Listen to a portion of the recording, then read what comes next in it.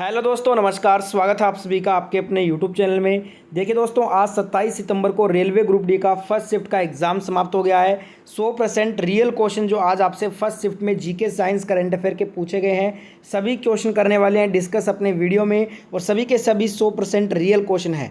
Effort के लिए video को लाइक के साथ कंटिन्यू कीजिएगा। 1000 लाइक्स का गोल है, तो सभी के सभी एक साथ लाइक बटन दबा दें। रोजाना ग्रुप डी एग्जाम एनालिसिस देखना चाहते हैं तो चैनल को सब्सक्राइब करके पास वाले बेल आइकन को भी ऑन कर लें, क्योंकि रोजाना क्वेश्चन हर शिफ्ट में रिपीट हो रहे हैं। पहला ही क्वेश्चन आज रिपीट हुआ है। देखिए, तेलंगाना की दूसरी आधिकारिक भाषा कौन सी है? सेकंड टाइम ये क्वेश्चन पूछा जा रहा है एग्जाम में।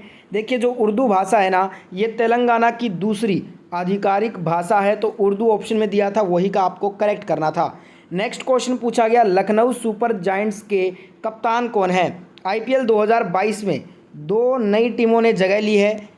जो दो नई टीम थी उसमें एक है लखनऊ सुपर जायंट्स और एक है गुजरात टाइटंस। गुजरात टाइटंस ने तो आपको पता होगा 2022 का आईपीएल जीता है। तो ये दोनों ही नई टीमों के कैप्टन आपको पता होना चाहिए। गुजरात टाइटंस के कैप्टन हार्दिक पांड्या हैं और लखनऊ सुपर जायंट्स के कैप्टन हैं केएल राहुल। तो यही आपसे आज पूछा गया था। और 2022 आईपीएल रट कर जाओ, एक क्वेश्चन बार बार वहाँ से पूछा जा रहा है। राष्ट्रीय आपातकाल किस आर्टिकल में है? 352 में मिलता है। राष्ट्रपति शासन जो है ये 356 में है। जो आपका फाइनेंस इमरजेंसी वित्तीय आपातकाल है ये 360 में है। और ये बार बार एग्जाम में आते हैं, तो आप इनको याद कर लें। नेक्स्ट क्वेश्चन पूछा गया था, जवाहर रोजगार योजना किस पंचवर्षीय योजना में शुरू किया गया? जो जवाहर रोजगार योजना है इसे 7वीं पंचवर्षीय योजना में शुरू किया गया था और 1989 में राजीव गांधी सरकार द्वारा इसे स्टार्ट किया गया था। एक क्वेश्चन पूछा गया, ब्रह्म कमल किस राज्य का पुष्प है? जो ब्रह्म कमल है दोस्तों, ये उत्तराखंड राज्य का पुष्प है। तो उत्तराखंड आपको ऑप्शन में दिया होगा, वही आपको करेक्ट करना था। एक क्वेश्चन पूछा गया, रिपीटेड सवाल, जून 2022 तक संविधान में कितनी अनुसूचियां हैं? जून 2022 कहो चाहे वर्तमान की बात करें, भारत के संविधान में 12 अनुसूचियां हैं। ठीक है, मूल संविधान में कितनी थी? 8 अनुसूची थी। तो यहाँ पे राइट आंसर हो जाएगा 12 अनुसूचियां। और ये क्वेश्चन बार बार रिपीट हो रहा है ग्रुप डी एग्जाम में।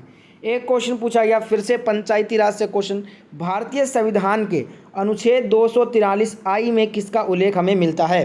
तो इसका आंसर हो जाएगा आपका, राज्य के राज्यपाल हर 5 साल में एक वित्त आयोग का गठन करते हैं। और यहाँ पे जो आंसर होगा ना, वो वित्त आयोग के गठन, यही आपका आंसर है। ठीक है, इसको पूरा पढ़ते हैं। राज्य के राज्यपाल हर 5 साल में एक वित्त आयोग का गठन करते हैं, जो राज्य और उसके पंचायती राज संस्थाओं के बीच करों शुल्क के वितरण को नियंत्रित करने वाले सिद्धांतों के बारे में राज्यपाल को सलाह देता है। ठीक है, और ये आपका जो अनुच्छेद 243 आई है, इसमें एक वित्त आयोग का गठन का उल्लेख मिलता है। नेक्स्ट क्वेश्चन पूछा गया, रिपीटेड सवाल है, इलेक्ट्रिक मोटर किस प्रिंसिपल पर काम करता है? कार्य सिद्धांत पूछा गया इलेक्ट्रिक मोटर का। तो ये आपका फ्लेमिंग लेफ्ट हैंड जो रूल है ना, वो आपका करेक्ट यहाँ पे आंसर हो जाएगा। ठीक है दोस्तों, एक क्वेश्चन यहाँ पे ये पूछा गया कि सेप्टिक टैंक को साफ करने के लिए किस आईआईटी ने रोबोट बनाया है? अब यहाँ पे आईआईटी से बहुत क्वेश्चन आ रहे हैं, लेटेस्ट के क्वेश्चन। तो सेप्टिक टैंक को साफ करने के लिए जो आईआईटी ने एक रोबोट बनाया है वो है आईआईटी मद्रास। आईआईटी मद्रास ने सेप्टिक टैंक को साफ करने के लिए एक रोबोट का निर्माण किया है। नेक्स्ट क्वेश्चन पूछा गया, ये भी रिपीटेड सवाल है, असम राज्य में माजुली द्वीप को, जो यहाँ पे जो माजुली द्वीप है ना, इसका निर्माण कौन सी नदी पे हुआ है? तो माजुली द्वीप का निर्माण ब्रह्मपुत्र नदी पे है, और साथ में ये सबसे बड़ा द्वीप है, ध्यान रखिएगा। नेक्स्ट क्वेश्चन ये भी रिपीटेड है, सोलंग निम्नलिखित में से किस भारतीय राज्य का स्वदेशी त्यौहार है? इसको सोलंग भी बोलते हैं और सोलुंग भी बोलते हैं। ठीक है, तो नाम में कंफ्यूज नहीं होना है। सोलंग या सोलुंग, ये जो है दोस्तों अरुणाचल प्रदेश की जो आदि जनजाति है ना, अरुणाचल प्रदेश की आदि जनजाति का ये सबसे लोकप्रिय त्यौहार है, जो हर वर्ष सितंबर महीने की शुरुआत में मनाते हैं। और सितंबर में भी एग्ज़ाम हो रहे हैं, तो ये इसलिए 2 बार पूछा जा चुका है। ठीक है दोस्तों, यह जो है ना मुख्य रूप से कृषि आधारित त्यौहार है। अगला क्वेश्चन आपसे पूछा गया, रिपीटेड है, सेकंड टाइम रिपीट हुआ है, गोल्ड रिजर्व में कौन सा स्टेट सबसे ऊपर है? ये क्वेश्चन था, तो बिहार आपका करेक्ट आंसर हो जाएगा। देखिए, यहाँ पे गोल्ड रिजर्व की बात हो रही है। अगर उत्पादक या उत्पादन की बात करते तब हमारा आंसर क्या होता? कर्नाटक होता। और यहाँ पे बात हो रही है रिजर्व की, तो रिजर्व सबसे ज़्यादा बिहार के पास है, ध्यान रखिएगा। अगला क्वेश्चन आया, गंगा नदी के बारे में इनमें से कौन सा कथन सत्य है? 4 स्टेटमेंट दिया था गंगा नदी के बारे में, 3 स्टेटमेंट गलत था, वही आपको छांटना था, और 1 स्टेटमेंट सही दिया था, वो आपको करेक्ट करना था। तो एक स्टेटमेंट था कि अलकनंदा और भागीरथी देवप्रयाग में मिलने से गंगा बनती है। ये जो स्टेटमेंट गंगा नदी के बारे में दिया था 4 स्टेटमेंट में से, यही स्टेटमेंट राइट था, बाकी तीनों गलत थे। एक क्वेश्चन पूछा गया, IWF में किस भारतीय महिला को गोल्ड मिला है? तो इस टाइप से क्वेश्चन था। तो देखिए इसका आंसर हो जाएगा अचिंता सेउली। बर्मिंघम में चल रहे 2022 कॉमनवेल्थ गेम्स में भारतीय वेट लिफ्टर अचिंता सेउली ने कमाल किया। उन्होंने वेट लिफ्टिंग में 313 किलोग्राम का भार उठाकर गोल्ड मेडल जीता। अचिंता ने पहले स्नैच राउंड में अपनी पहली लिफ्ट में 137 किलोग्राम का भार उठाया। तो यहाँ पे अगर आपसे सीधा डायरेक्ट पूछा है IWF में किस भारतीय महिला ने गोल्ड जीता है, तब तो आपका आंसर होगा अचिंता सेउली।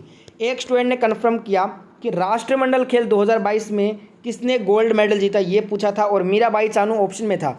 अगर ये यहाँ पे स्थिति बन रही है कि मीराबाई चानू ऑप्शन में दिया था और ये क्वेश्चन था, तो आपका मीराबाई चानू राइट आंसर होना चाहिए। और वैसे आपको बता दूं, मेक्सिको के लियोन में IWF यूथ वर्ल्ड चैंपियनशिप में भारतीय भारोत्तोलक सेनापति गुरु नायडू ने पुरुषों की 55 किलोग्राम वर्ग स्पर्धा में स्वर्ण पदक जीता है।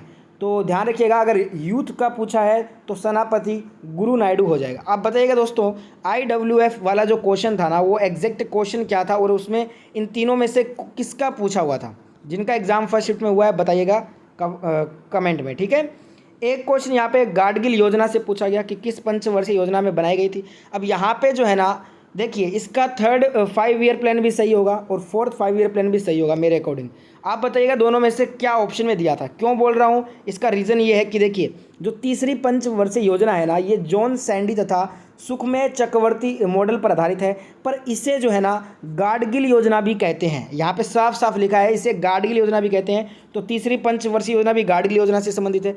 अब यहाँ पे चौथी पंचवर्षीय योजना देखिए, यहाँ पे क्या लिखा है साफ साफ, यह स्थिरता के साथ विकास और आत्मनिर्भरता की ओर प्रगति पर केंद्रित गाडगिल फॉर्मूले पर आधारित था। तो यहाँ पे देखिए तीसरा और चौथा दोनों जो पंचवर्षीय योजना है ना, ये गाडगिल से संबंधित है। अब आपको डिसाइड करना है कि ये जो क्वेश्चन आया था उसमें ऑप्शन में तीसरा और चौथा अगर दोनों दिया है तो आप तीसरे के साथ जाइए मेरे अकॉर्डिंग। अगर दोनों में से एक दिया है तो आपको वो इस हिसाब से आंसर करना था। बताइएगा दोनों में से कौन सा ऑप्शन में था, तीसरा पंचवर्षीय था या चौथा पंचवर्षीय था। नेक्स्ट क्वेश्चन पूछा गया, वास्तविक तथा उल्टा प्रतिबिंब किस दर्पण में बनता है? कॉनकेव मिरर यानी कि अवतल दर्पण में वास्तविक तथा उल्टा प्रतिबिंब बनता है। एक क्वेश्चन पूछा गया था, रिपीट हुआ है, what is relation between H and I? कल ये पूछा गया था। जो आपका ऊष्मा जो है ना, ये डायरेक्टली क्या होता है, प्रोपोर्शनल समानुपाती होता है धारा के वर्ग के समानुपाती। I²RT होता है, आपको पता होगा फॉर्मूला। तो यहाँ पे देख सकते हैं आप, H जो है ये प्रोपोर्शनल है धारा के वर्ग के समानुपाती, यही आपसे पूछा था।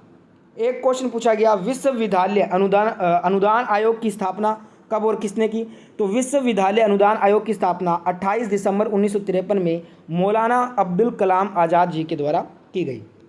एक क्वेश्चन पूछा गया, एक्स गुणसूत्र और वाई गुणसूत्र में क्या अंतर होता है? तो देखिए एक्स गुणसूत्र, एक्स क्रोमोसोम एक सेक्स क्रोमोसोम है जो मादा में जोड़ा जाता है और नर में एकल होता है। वाई गुणसूत्र, वाई क्रोमोसोम एक सेक्स क्रोमोसोम है जो आमतौर पर केवल पुरुष कोशिकाओं में मौजूद होता है, ठीक है। तो यही इसका मुख्य वैसे अंतर है। और जो वाई गुणसूत्र है ना, यही लिंग निर्धारण करता है बच्चे का। अगला क्वेश्चन है, कार्बन का जो साथ है ना, वो अधिकतम कितने हाइड्रोजन जुड़ सकते हैं? कार्बन के साथ अधिकतम कितने हाइड्रोजन जुड़ सकते हैं? तो 4 मैक्सिमम हाइड्रोजन कार्बन के साथ जुड़ सकते हैं। लोहा पर जंग लगने के बाद किस रंग का हो जाएगा वो लोहा? या तो हल्का लाल होगा या वो भूरे रंग का हो जाएगा, ठीक है। एक यहाँ पे प्रधानमंत्री सम्मान निधि योजना में कितने रुपए दिए जाते हैं? तो 1 फरवरी 2019 को पीयूष गोयल ने इसका शुभारंभ किया था और उद्देश्य क्या था? देश के सभी किसानों को 6,000 रुपये प्रत्यक्ष आय सहायता दी जाए और यह सहायता 2-2 हज़ार रुपये की 3 सम्मान किस्तों में किसानों के खाते में सीधे अंतरित की जाएंगी। और एक क्वेश्चन ये था कि प्रधानमंत्री मानधन योजना किससे संबंधित है? इससे क्वेश्चन था। तो देखिए इसका शुभारंभ 15 फरवरी 2019 को किया गया और इसमें 18 से 40 वर्ष के असंगठित क्षेत्र के श्रमिक जिनकी मासिक आय 15,000 रुपये या उससे कम है, तो ये लाभ कब मिलेगा? 60 वर्ष की आयु होने पर 3,000 रुपये की मासिक पेंशन इसमें दी जाएगी। बताइएगा दोनों में से कौन सी योजना पूछी थी। एक यहाँ पे बेंजीन में कितने सिग्मा पाई बंद है, बार बार क्वेश्चन आ रहा है, 12 सिग्मा है, 3 पाई बंद है, रासायनिक सूत्र C6H6 हो जाएगा। तो कम क्वेश्चन है पर टेंशन मत लीजिएगा, जिनको याद है कुछ और क्वेश्चन कमेंट कर देना, मैं ऑल शिफ्ट वाला जब वीडियो करवाऊंगा तो उसमें मैं कर लूँगा जो क्वेश्चन छूट गए हैं। और सेकंड शिफ्ट के एनालिसिस के साथ अब अपने मिलेंगे। वीडियो को लाइक शेयर सब्सक्राइब करते हुए एंड कीजिए।